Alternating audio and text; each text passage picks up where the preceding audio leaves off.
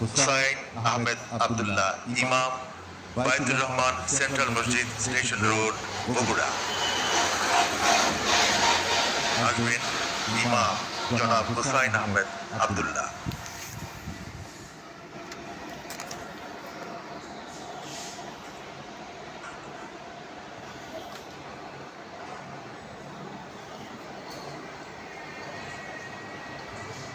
সম্মানী গ্রহণ করছেন হুসাইন আহমেদ আব্দুল্লাহ ইমাম। এরপর আসবেন জনাব মোহাম্মদ ইউনুস মিয়া, ইমাম গামারি ঢালা জামে মসজিদ, খাগড়াছড়ি।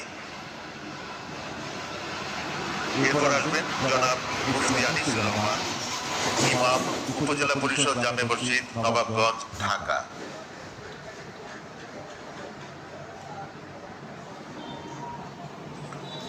এরপর আসবেন মুফতি সাদিকুর রহমান, ইমাম দেবুদ্দার নতুন জামে মসজিদ, নেত্রকোনা।